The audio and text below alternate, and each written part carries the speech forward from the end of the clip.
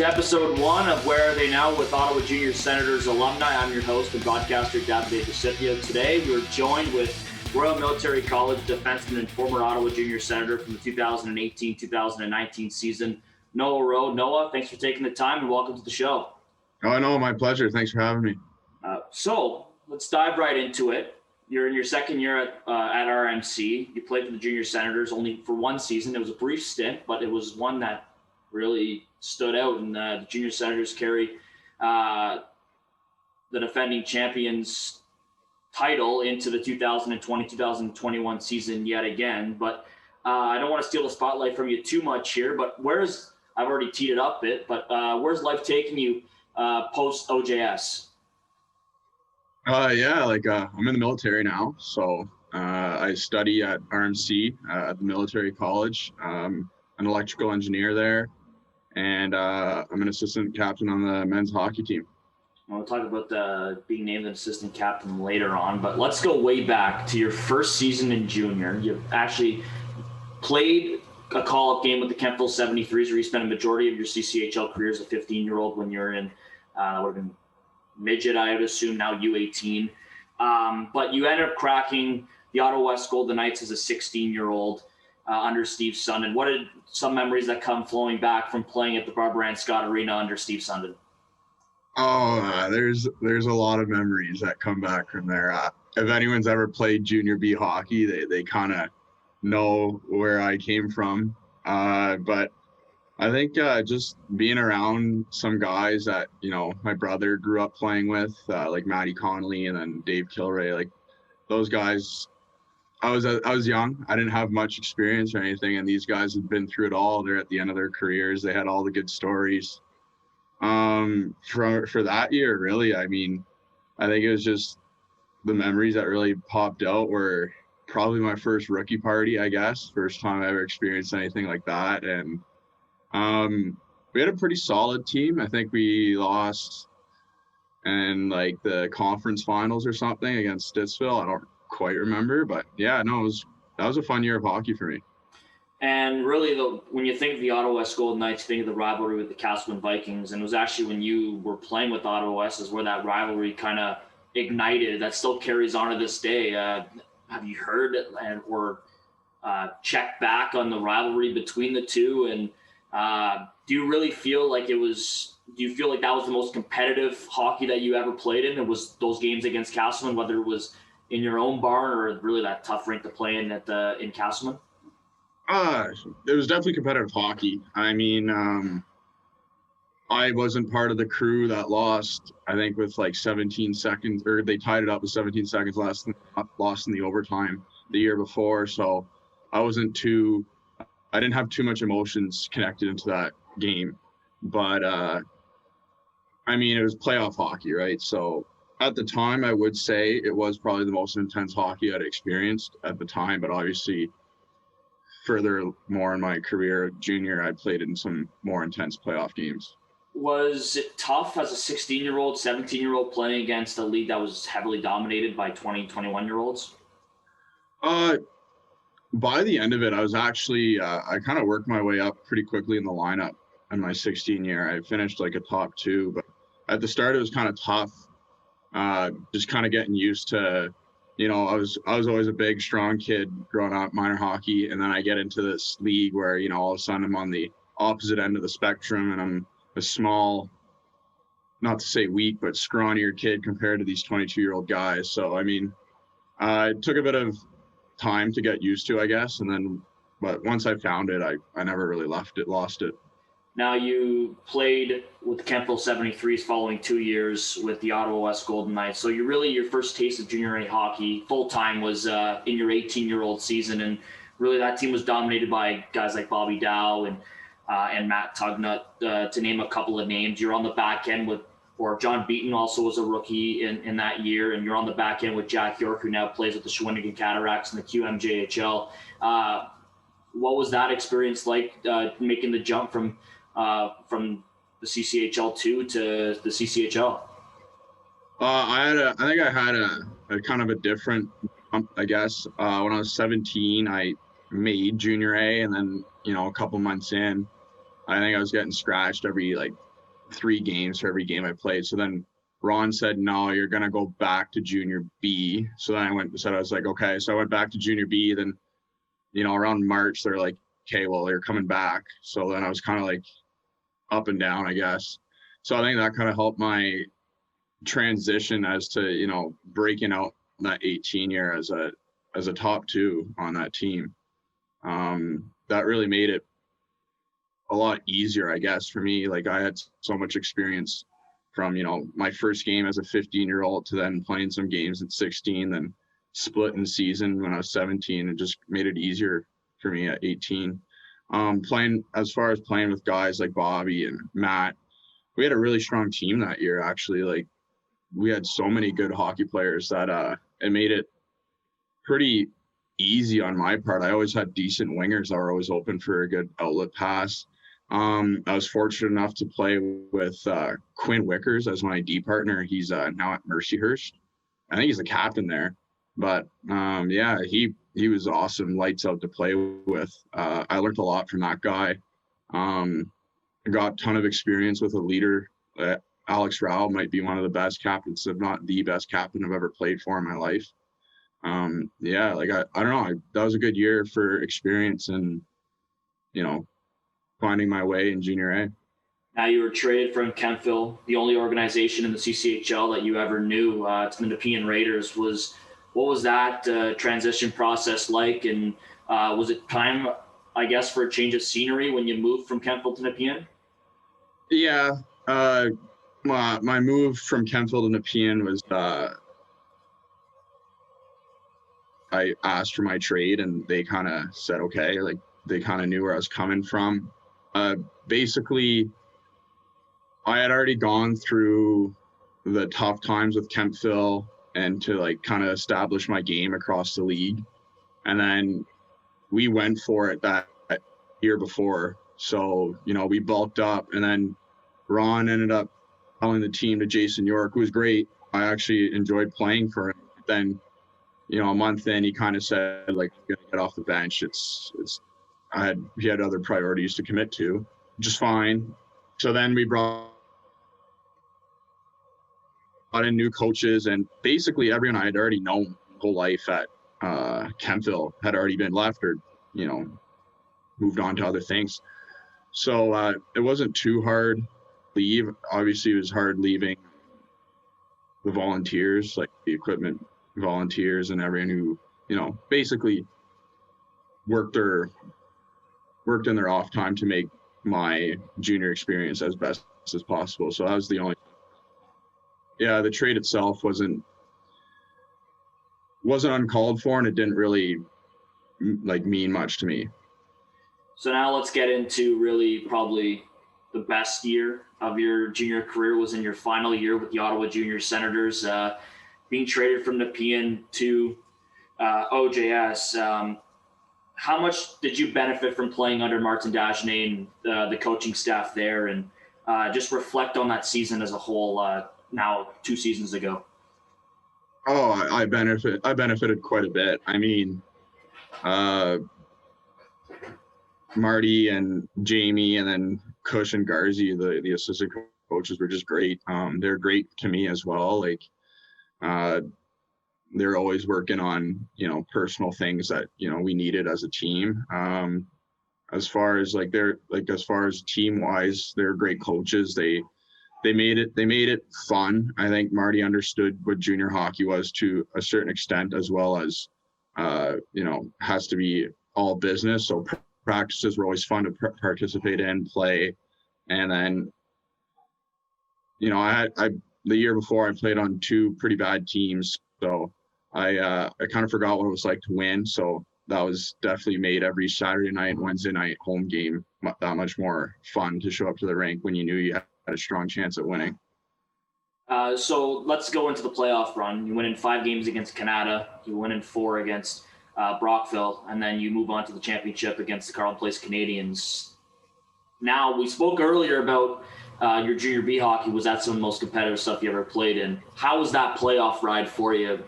Kind of being around guys that were around with the team the year before that won got the CP. quote unquote curse off their back and ended up taking their first Bogart Cup, and then you guys ended up really handing it to all the teams in the playoffs last season. Just how was that ride for you in your last junior year? Oh, it was unbelievable. I mean, you know, we had a rough season. Like, we were last place after 2 months, and we were just like, oh boy, what's going to happen here? And then we kind of just started finding our groove. And I think, like, it was after February, we went 16-0, headed into the playoffs. We jumped 5th place to 2nd. And I think we just kind of rode that momentum we had. And we showed up to Canada, and Canada gave us a good series. Like, even though it was a 5-game series, 4-1, they brought us, I think, to overtime twice. One was double, maybe even triple overtime. Their goalie was lights out. Like, I think we were out them like 50-20 every night, and we were only scoring 2 goals, which made it, you know, a series. And then Brockville, we got to Brockville, and it was kind of I was definitely nervous. I don't know about the rest of the guys, but I think Brockville owned us all season. I think we beat them once out of our 6 games, something. So, and then for us to come out and sweep, I think that really sent a message to everyone in the team that, you know, CP is not a bigger problem than Brockville was. So that was definitely the most intense hockey I'd played in up until that point. I think some games at Fred Page Cup and RBC, just June nationals, definitely topped it. But yeah, at that point, that was some intense hockey. And, you know, every mistake, you didn't want to make a mistake, because, you know, every mistake could be costly. And basically, for me and my junior career, 20-year-olds. Now, to pick up one of your points, the Canada series, I believe you guys had like 87 shots in Game 3, the game that went to triple overtime. So that just speaks to how well Gabriel Carrier played for the Canada Lasers. And we'll move on to the National Junior A Champion, the Fred Page Cup in Amherst. I guess, was it really a tight-knit group that you guys got the bond together, really, for the guys that came over the trade deadline? Because the team's usually active around the trade deadline to move on to Amherst, and just speak to that tournament as a whole, and then we'll get into the semifinal game and after this. Right. I think, like, that was pretty. I think that was, like, kind of like, you know, the team was really finding themselves. That, like, we were always, like, good friends, tight-knit group. You know, the fortunate thing about Ottawa is we have Saturday night home games, so we're basically one of the only teams in the league that can go out every Saturday night. So, you know, we had some pretty good turnouts on all our team parties. But I will say is the one knock on the CC that I have is the fact that it is double-edged sword. It's nice that the longest travel you have as an in-city team is an hour and a half. And then, you know, if you're Pembroke going to Hawkesbury, 3 hours, maybe 4. Mm-hmm. So that's nice in terms of, like, not a lot of travel, but you don't really get to really bond with your teammates as much as you do when you're living in the hotel room and then all that. So I think Fred Page was good for that. I think, you know, Nova Scotia was its own element. There's a lot of stuff going on that kind of brought the guys together, I guess.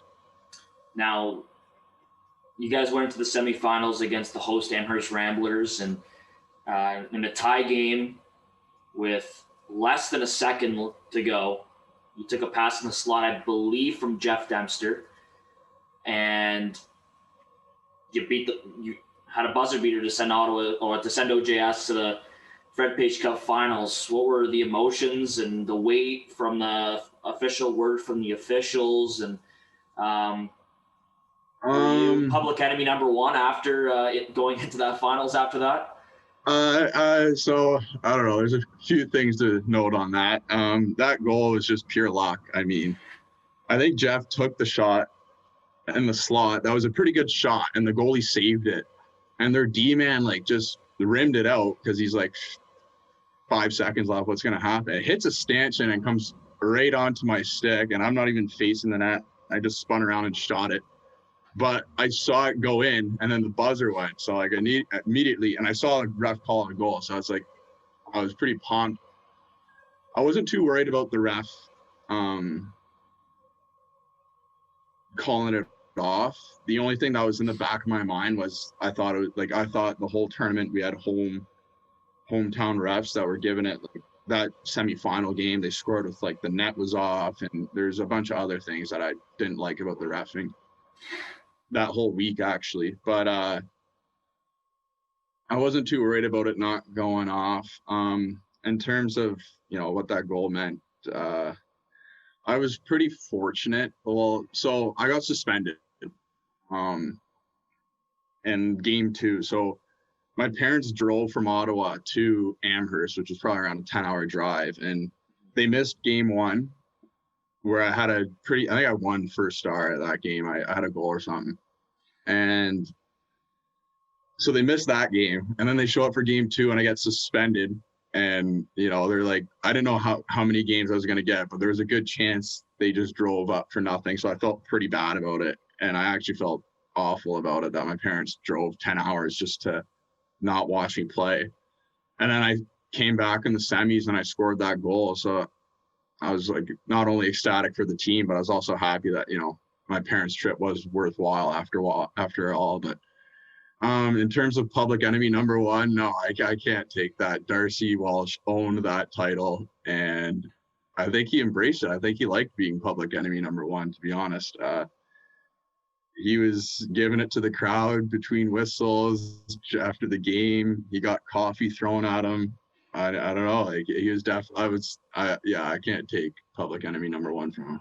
And did you really feel that was junior hockey as a whole, playing in kind of like relatively a smaller town? Of course, with the CCHL, it's not primarily Ottawa market, so you're battling against the Senators and the 67s and whatnot. But was that really, you were like, wow, like, this is a whole communities behind this team? And of course, playing in, don't take it away from teams like Carleton Place and all these outside teams in Ottawa, and including OJS, that have their fan bases, but this is packed barns, and especially in a front page cup. What did it mean to play in front of huge crowds, especially out in Brooks?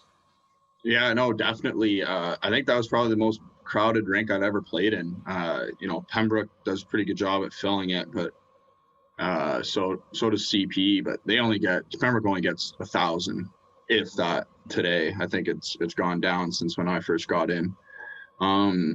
CP only gets around 300, 400. But yeah, no, that was a good crowd. And I remember that game, that semifinal game, we were up like 3-1. We weren't worried about it. And then, like, all of a sudden, like, the crowd got into this game in the third, and they're like screaming, and, we're kind of getting nervous. We're coughing up pucks. They end up tying it. I remember when they tied it, I was like, holy, like, I thought we lost. Like, I thought they had the momentum, the crowd. Like, I thought for sure we were headed in, because they tied with like a minute left. So I was like, I'm sure we're going to head into overtime, and they're going to come out flying. We're going to come out dead. And then, miraculously, some puck finds my stick with 1 second left, and the rest is history. But that was definitely an eye-opener for me. I think that was a much more typical junior hockey aspect that you would hear, kids DMing guys on Instagram, letting them know and stuff. I think that was definitely, I have a couple buddies on my team who have played in the Maritimes, and from their stories, I think it's a whole different junior life out there than it is in Ontario. Then in the finals, you guys took on the Princeville Teton. Really a convincing win, 9-2. Where's the ring at nowadays? The ring, I'm actually wearing the ring right now, just because I knew we were going to bring it up. But for the most part of its life, it's been in, we have like this little, like, I guess, display case downstairs, where we just put family awards, like military medals and stuff like that. So it's in there.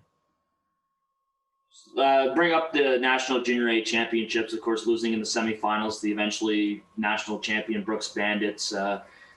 You guys played in front of the top goaltender of the tournament, Francis Boisvert. What did it mean to have a guy in the crease for you guys each and every single night. Yeah, I mean, Frank was huge for us our whole, I guess, playoff run. I mean, he was lights out, but I think up until like RBC, when we played like even Prince George and Brooks, we had a decent enough team, like player wise, to compete with the other team, and we didn't solely rely on Frank. But yeah, playing against Brooks and the round robin and in the semis, I think Frank really earned his rights to, I think he won MVP of the tournament, and it was nice to have I think we were on the opposite end of what we were usually like. We usually outshot teams 2 to 3 to 1. I think we were getting outshot like 40-17 by Brooks, and we're in a game. So I think Frank really helped us there.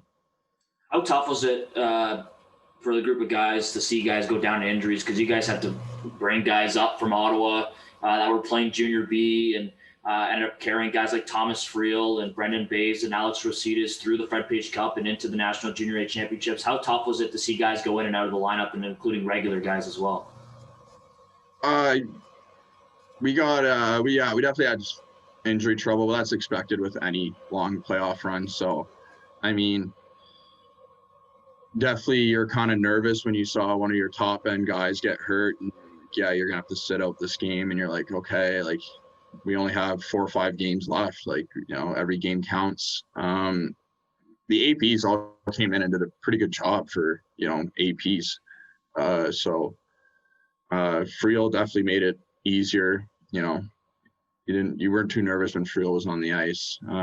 But yeah, I don't know. I think it was kind of expected to go through injuries. We had kind of gone through it during the season. We lost Owen Cole, which, top 2 forward. So we found ways to get it done. We were kind of used to playing without everything we needed. Now let's move into your post junior career, Noah.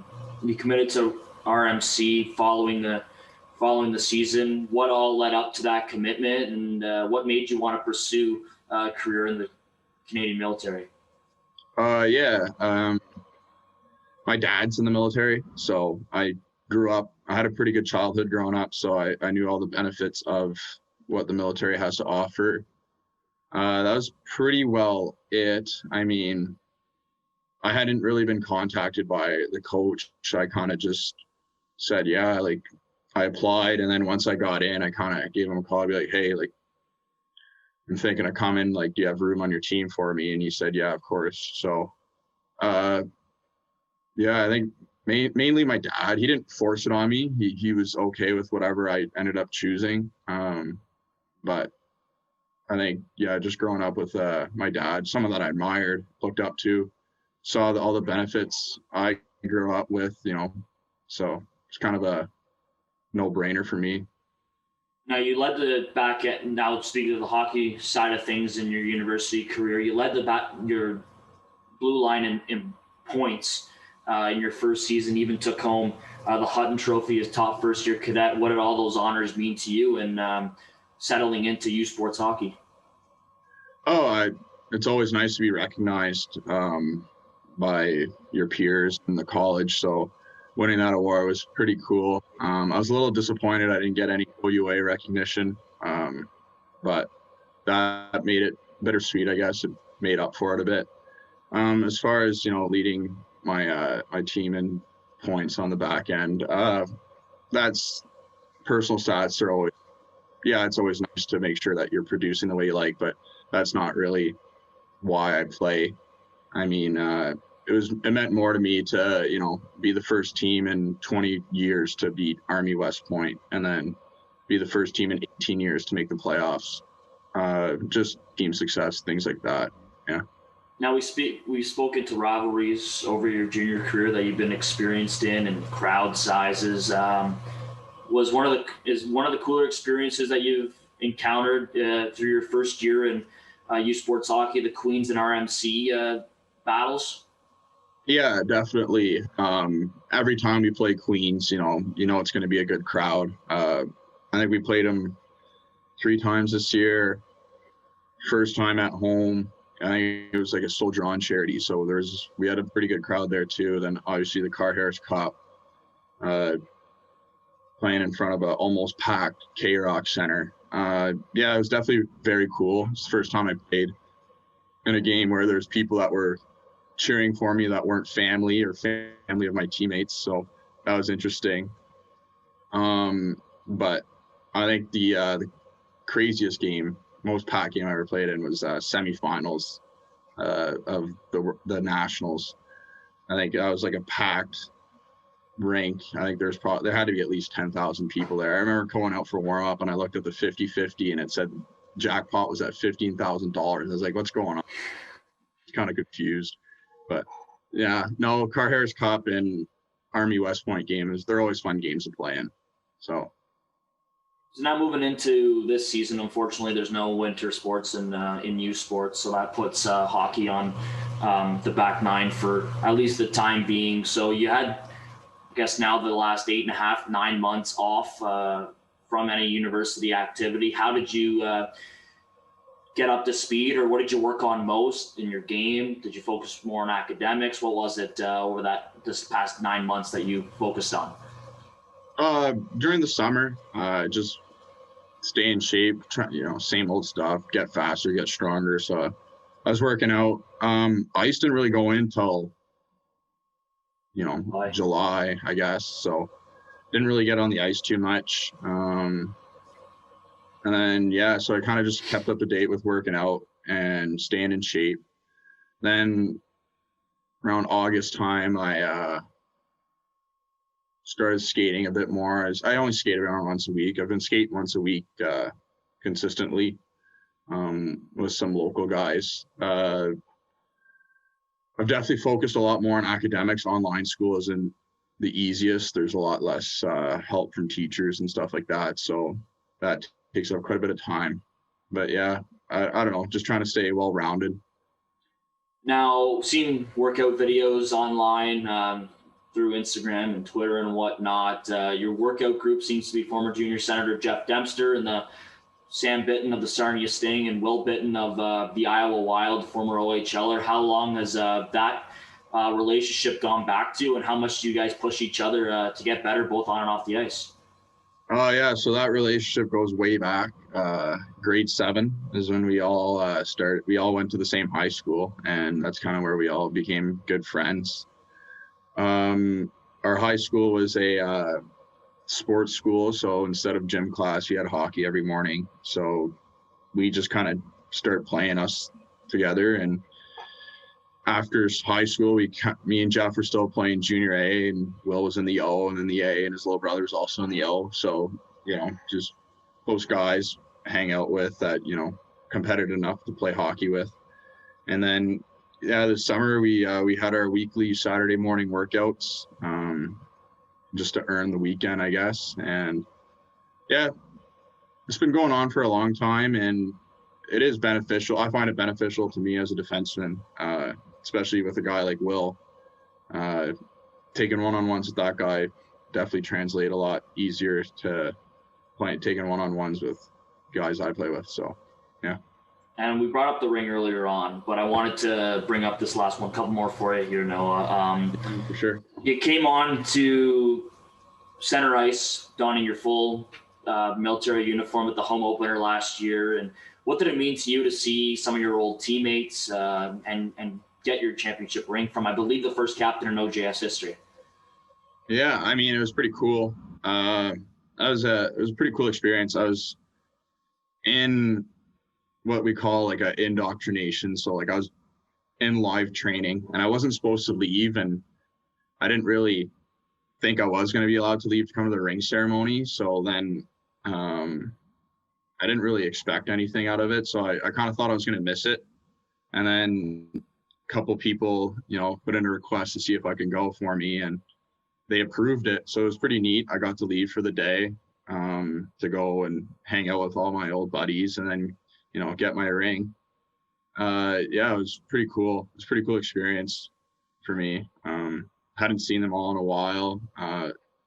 Eli Bulrus and I, we were on the Eng grind together while we were in OJS. So I wasn't nearly as intense as him. He was a full-time student. I was part-time, but him and I had a lot of stuff to catch up on, which is nice. And last one for you here, Noah. What are you going to remember the most about your one, but I guess enjoyable season with the Ottawa Junior Senators?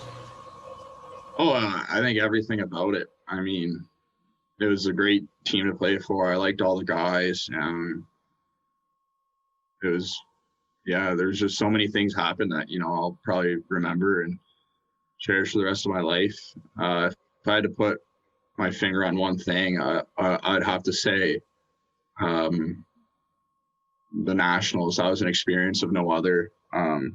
Being treated like,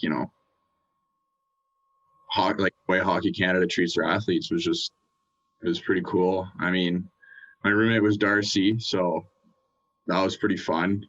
We had some good laughs, good stories, but I think, yeah, that whole season for me was pretty enjoyable, to finally win and, finish on top of a league that, I spent so many years playing in and watching other people win it. It was pretty cool. It was a good year for me.